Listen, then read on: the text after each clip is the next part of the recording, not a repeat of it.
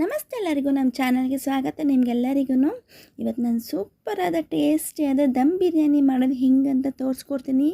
ರೆಸ್ಟೋರೆಂಟಲ್ಲಿ ಡಾಬಾದಲ್ಲಿ ಹೆಂಗೆ ತಿಂತೀರೋ ಹಂಗೆ ಟೇಸ್ಟ್ ಬರುತ್ತೆ. ಮೊದಲಿಗೆ ನಾನು ನೀರು ಇಟ್ಕೊತಾ ಇದ್ದೀನಿ ಅನ್ನ ಮಾಡೋಕ್ಕೆ. ಅದಕ್ಕೆ ಸ್ಟಾರ್ ಹೂ, ಪಲಾವ್ ಎಲೆ, ಚಕ್ಕೆ ಲವಂಗ ಎಲ್ಲ ಹಾಕ್ಕೋತಾ ಇದ್ದೇನೆ.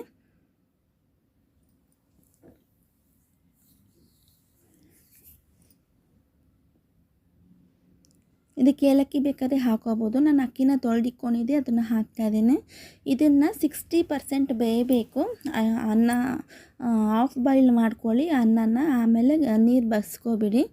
ಇನ್ನು ಮಿಕ್ಕಿದ್ದು ನಾನು ದಮ್ ಇಟ್ಬಿಟ್ಟು ಬೇಯಿಸ್ತೀನಿ. ದಮ್ಮಲ್ಲೇ ಬೇಯಬೇಕು ಅನ್ನನ. ಸ್ವಲ್ಪ ಉಪ್ಪು ಹಾಕ್ತಾಯಿದ್ದೀನಿ ಅನ್ನ ಜೊತೆಗೆ, ಅಕ್ಕಿಗೆ.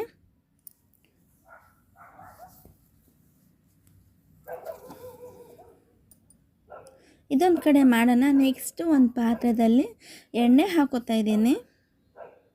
ಎಣ್ಣೆ ಬದಲು ನೀವು ತುಪ್ಪನಾದರೂ ಹಾಕೋಬೋದು. ನೋಡಿ, ನಾನು ಅರ್ಧ ಈರುಳ್ಳಿ ಫ್ರೈ ಮಾಡ್ತೀನಿ, ಗೋಲ್ಡನ್ ಕಲರ್ ಫ್ರೈ ಮಾಡ್ತೀನಿ. ಅರ್ಧ ಈರುಳ್ಳಿ ನಾನು ಮತ್ತೆ ಸಪ್ರೇಟ್ ಮಾಡ್ತಾಯಿದ್ದೀನಿ. ಇದನ್ನು ಗೋಲ್ಡನ್ ಫ್ರೈ ಮಾಡ್ಕೊಳೋವರೆಗೂ ಚೆನ್ನಾಗಿ ಫ್ರೈ ಮಾಡ್ಕೋಬೇಕು. ಗೋಲ್ಡನ್ ಫ್ರೈ ಬರೋವರೆಗೂ ಫುಲ್ ಕಲರ್ ಚೇಂಜ್ ಆಗಬೇಕು ಇದು ಈರುಳ್ಳಿ. ಇದು ಸ್ವಲ್ಪ ಕೆಲಸ ಜಾಸ್ತಿ, ಟೇಸ್ಟ್ ಅಂದರೆ ಸೂಪರಾಗಿರುತ್ತೆ. ಕೆಲಸ ಜಾಸ್ತಿ, ಟೈಮ್ ಜಾಸ್ತಿ ಹಿಡಿಯುತ್ತೆ. ಟೇಸ್ಟ್ ಅಂತೂ ಸೂಪರಾಗಿರುತ್ತೆ. ಮತ್ತು ಗೋಡಂಬಿ ಹಾಕೋತಾ ಇದ್ದೀನಿ ಒಂದು 15. ಇದನ್ನು ಈರುಳ್ಳಿ ಜೊತೆಗೆ ಚೆನ್ನಾಗಿ ಫ್ರೈ ಮಾಡ್ಕೊಳ್ಳೋಣ. ಈರುಳ್ಳಿ ಏನು ಫ್ರೈ ಮಾಡ್ಕೊಂಡಿದ್ನಲ್ಲ ಅದೆಲ್ಲ ತಕ್ಕೊಳ್ಳೋಣ. ನಾನು ಸಪ್ರೇಟ್ ಒಂದು ಪ್ಲೇಟಲ್ಲಿ ತಕ್ಕೋತಿದ್ದೀನಿ. ನಾನು ಸಾಕಿಷ್ಟು ಫ್ರೈ ಆಗಿರೋದು.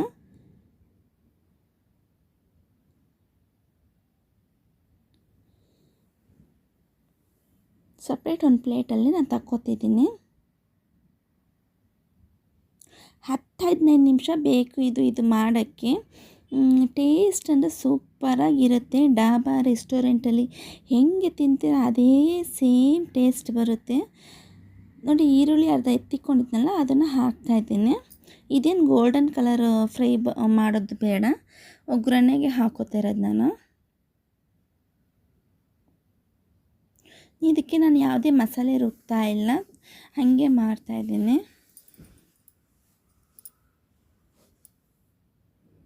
ನಾನು ಏನು ಎಣ್ಣೆ ಹಾಕ್ಕೊಂಡಿದ್ದೆ ಅದೇ ಸಾಕು ಇವಾಗ ಎಣ್ಣೆ ಮಾಡೋಕ್ಕೆ. ನಾನು ಎಕ್ಸ್ಟ್ರಾ ಏನು ಆ್ಯಡ್ ಮಾಡ್ತಾಯಿಲ್ಲ. ಶುಂಠಿ ಬೆಳ್ಳುಳ್ಳಿ ಪೇಸ್ಟ್ ಹಾಕ್ತಾಯಿದ್ದೀನಿ. ಒಂದು ದೊಡ್ಡ ಸ್ಪೂನ್ ಹಾಕ್ತಾಯಿದ್ದೀನಿ ಶುಂಠಿ ಬೆಳ್ಳುಳ್ಳಿ ಪೇಸ್ಟ್. ಹಸಿ ವಾಸನೆ ಹೋಗೋವರೆಗೂ ಫ್ರೈ ಮಾಡ್ಕೋಬೇಕು ಈರುಳ್ಳಿ ಮತ್ತು ಶುಂಠಿ ಬೆಳ್ಳುಳ್ಳಿ ಪೇಸ್ಟು.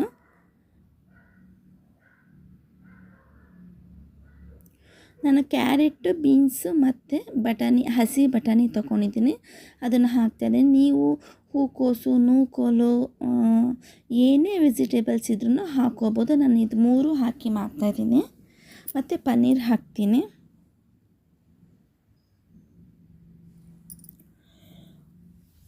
ಈ ಥರ ನೀವು ಈರುಳ್ಳಿ ಜೊತೆಗೆ ಫ್ರೈ ಮಾಡಿದ್ರೆ ಸ್ವಲ್ಪ ಕ್ರಿಸ್ಪಿಯಾಗಿ ಚೆನ್ನಾಗಿ ಬರುತ್ತೆ. ನಾವು ಇದಕ್ಕೆ ನೀರು ಹಾಕ್ತಾಯಿಲ್ಲ, ಸ್ಟೀಮಲ್ಲೇ ಬೇಯಿಸ್ತಾ ಇರೋದು ವೆಜಿಟೇಬಲ್ಸು. ಅರಿಶಿನ ಹಾಕ್ತಾಯಿದ್ದೀನಿ.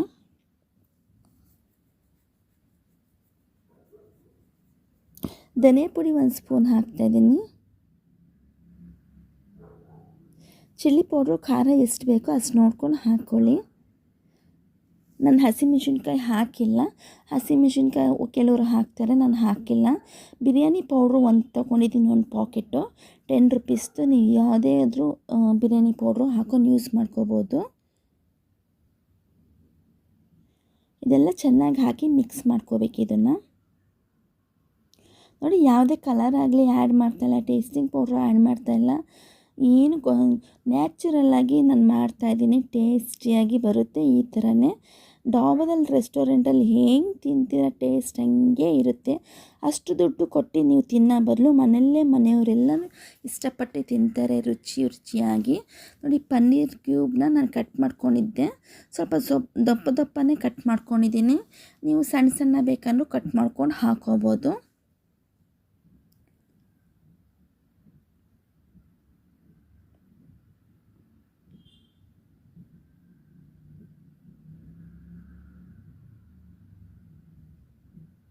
ಚೆನ್ನಾಗಿ ಫ್ರೈ ಮಾಡ್ಕೋಬೇಕು ಇದನ್ನು, ಯಾಕಂದರೆ ನಾವು ನೀರು ಹಾಕ್ತಾಯಿಲ್ಲ, ಸ್ಟೀಮಲ್ಲೇ ನಾನು ಬೇಯಿಸ್ಕೊತಾ ಇದ್ದೀನಿ. ಇದಕ್ಕೆ ರುಚಿಗೆ ಸ್ವಲ್ಪ ಉಪ್ಪು ಹಾಕ್ತಾಯಿದ್ದೇನೆ. ಆವಾಗಲೇ ಅನ್ನ ಮಾಡೋವಾಗ ಸ್ವಲ್ಪ ಹಾಕ್ಕೊಂಡಿದ್ದೆ, ಇವಾಗ ನೋಡ್ಕೊಂಡು ಹಾಕ್ಕೊಳ್ಳಿ ಉಪ್ಪನ್ನ.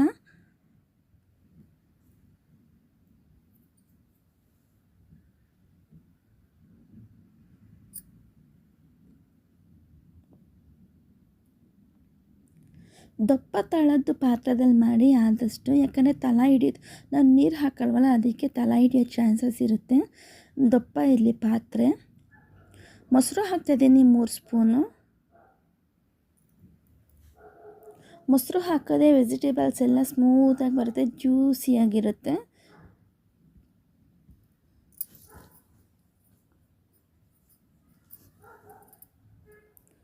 ಚೆನ್ನಾಗಿ ಫ್ರೈ ಮಾಡ್ಕೋಬೇಕು ಇದನ್ನು.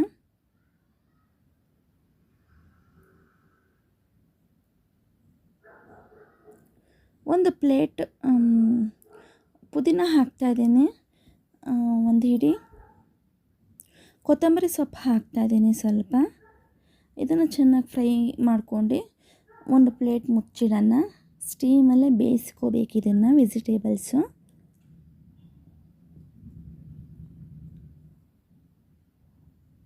ನೀವು ಕೊತ್ತಂಬರಿ ಸೊಪ್ಪು ಪುದೀನ ಸೊಪ್ಪು ಅಕ್ಕಿ ಹಾಕಿದ್ಮೇಲೆ ಮೇಲೆ ಆದರೂ ಹಾಕೋಬೋದು. ನಾನು ಇವಾಗ ಇದರಲ್ಲೇ ಫ್ರೈ ಮಾಡ್ತಾಯಿದ್ದೀನಿ ಕೊತ್ತಂಬರಿ ಸೊಪ್ಪು ಪುದೀನ ಸೊಪ್ಪು.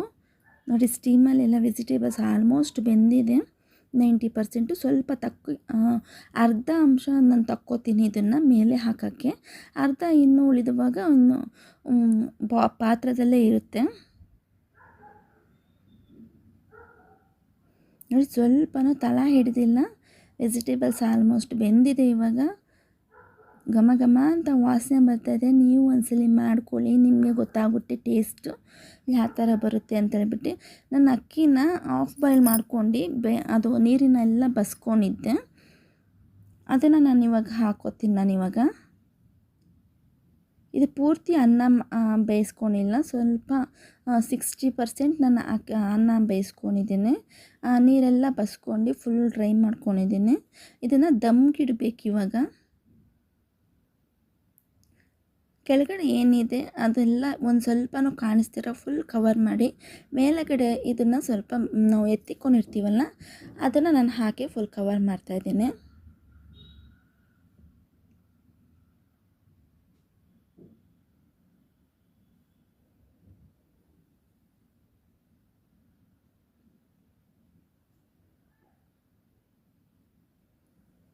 ಫುಲ್ ಸ್ಪ್ರೆಡ್ ಮಾಡಿ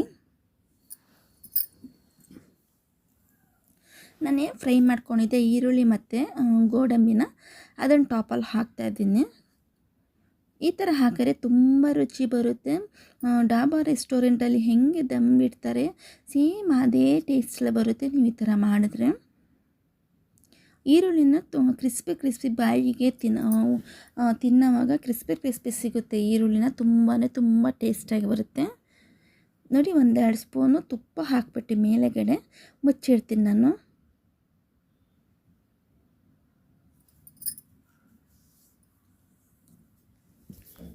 ಮೇಲೆಗಡೆ ತುಪ್ಪ ಹಾಕಿದ್ರೆ ತುಂಬ ರುಚಿ ಬರುತ್ತೆ. ನೀವು ಒಮ್ಮೆ ಹಾಕಿ ನೋಡಿ, ತುಪ್ಪ ಹಾಕಿಬಿಟ್ಟು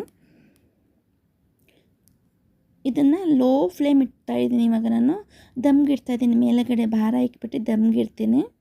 ಆದಷ್ಟು ಲೋ ಫ್ಲೇಮಲ್ಲಿ ದಮ್ಗಿಡಿ, ಒಂದು 10 ನಿಮಿಷ ಲೋ ಫ್ಲೇಮ್ಗಿಡಿ. ನೋಡಿ ಇವಾಗ ತುಂಬ ಚೆನ್ನಾಗಿ ಬೆಂದಿದೆ ಎಲ್ಲನೂ ದಮ್ಗಿಟ್ಟಾದಮೇಲೆ. ನೋಡಿ ಎಷ್ಟು ಚೆನ್ನಾಗಿ ಬಂದಿದೆ ಅಂತ ಹೇಳ್ಬಿಟ್ಟು. ಇವಾಗ ರೆಡಿಯಾಗಿದೆ ದಮ್ ಬಿರಿಯಾನಿ. ಘಮ ಘಮ ಅಂತ ವಾಸನೆ ಬರ್ತಾಯಿದೆ. ಇದಕ್ಕೆ ಸೈಡ್ಸು ಮೊಸರು ಬಜ್ಜಿ ಆಗಲಿ ಯಾವುದೇ ಗ್ರೇವಿ ಆಗಲಿ ಅವಶ್ಯಕತೆ ಇಲ್ಲ. ತುಂಬ ಚೆನ್ನಾಗಿತ್ತು, ಟೇಸ್ಟಾಗಿತ್ತು. ಡಾಬಾ ರೆಸ್ಟೋರೆಂಟ್ಗೆ ಹೋಗೋ ಅವಶ್ಯಕತೆಯೇ ಇಲ್ಲ. ಮನೆಯಲ್ಲೇ ಹೊಟ್ಟೆ ತುಂಬ ಮನೆಯವರೆಲ್ಲನೂ ಇಷ್ಟಪಟ್ಟು ತಿಂತಾರೆ, ಚಿಕ್ಕವರಿಂದ ದೊಡ್ಡವರವರೆಗೂ. ನೀವು ಒಂದ್ಸಲಿ ಮಾಡ್ಕೊಳ್ಳಿ, ಟ್ರೈ ಮಾಡಿ, ಹೇಗಿದೆ ಅಂತ ತಿಳಿಸಿ. ಮೊದಲಿಗೆ ಯಾರ್ಯಾರು ಹೊಸ್ದಾಗಿ ನೋಡ್ತೀರಾ ದಯವಿಟ್ಟು ಸಬ್ಸ್ಕ್ರೈಬ್ ಮಾಡ್ಕೊಂಡು ನೋಡಿ. ನನ್ನ ವಾಯ್ಸ್ ಚೇಂಜ್ ಆಗಿದೆ, ಕೆಮ್ಮು ಕೋಲ್ಡಿಂದ ಫೀವರಿಂದ, ಸಾರಿ ಅದಕ್ಕೆ. ಆದಷ್ಟು ಶೇರ್ ಮಾಡಿ. ಈ ವಿಡಿಯೋ ಯಾರ್ಯಾರು ನೋಡಿದ್ದಾರೆ ಅವ್ರಿಗೆಲ್ಲರಿಗೂ ಧನ್ಯವಾದಗಳು.